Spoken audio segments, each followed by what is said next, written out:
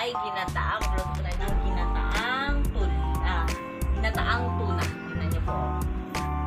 Yan, nagpapainit na po ako ng aking kawali kasi ipiprito ko po ito muna. Prito po natin yan. Para mas masarap at mas malasa ang isda, ang pagkaginataan. Ngayon po, ito, minarinate ko na siya kagabi pa. Nakamarinate siya sa paminta, magic sarap,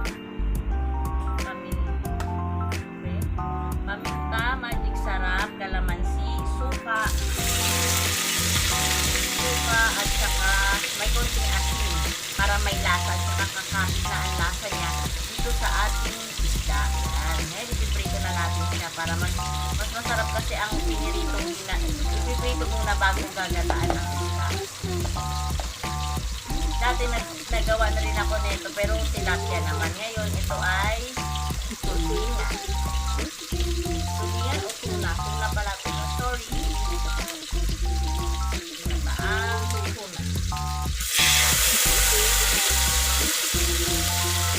Yung iba na ito kagabi, inulam na namin. Prito lang siya, prito tuna lang. Ngayon, gagataan ko naman siya. Siyempre, mahal ang isda, mahal ang tuna. Kaya, minsan lang makapag-ibig ito kapag makabili ba. Mahal. Pero siyempre, hindi na makakain ng piso. Kaya kakainin ka, kaya dapat kahit mahal, bumili ka pa rin dahil para sa yung panin. Wala naman tayo magagawa. Lahat naman nagtataas, pero lang sa kadak, diba? Like,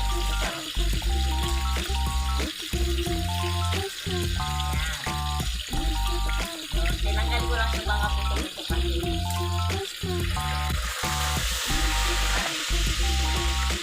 At meron akong gata.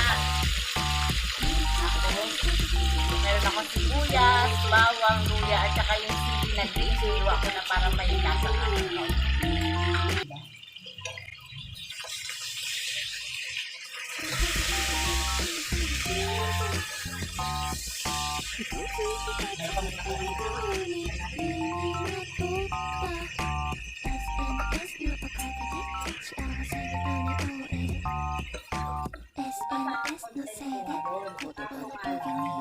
Nagkaroon ng konting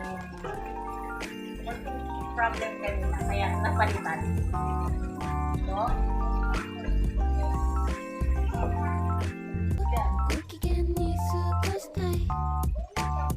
gagawin na natin sabi brown para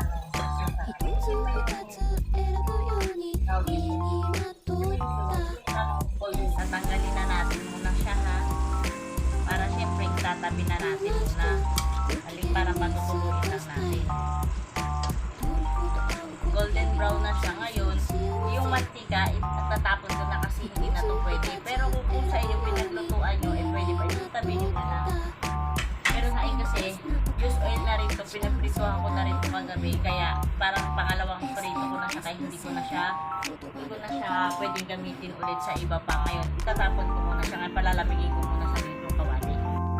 Ito na yung kawali, wala na siyang mantika, pero hindi ko na siya hinugasan kasi dito ko lang rin naman siya lulutuin.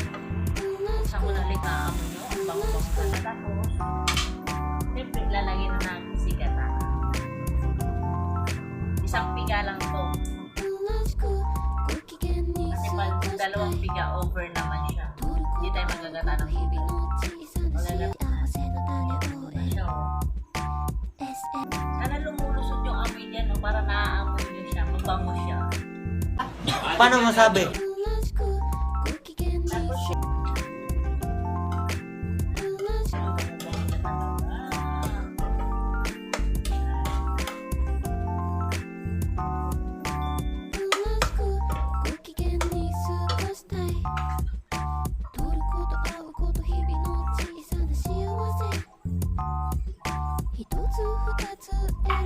lagay na natin ito sili.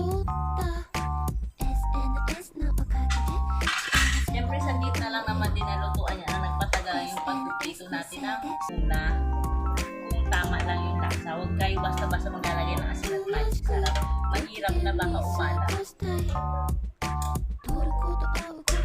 Bali na matabang, madali remedyohan. Pero pag maalat, the best. Sarap.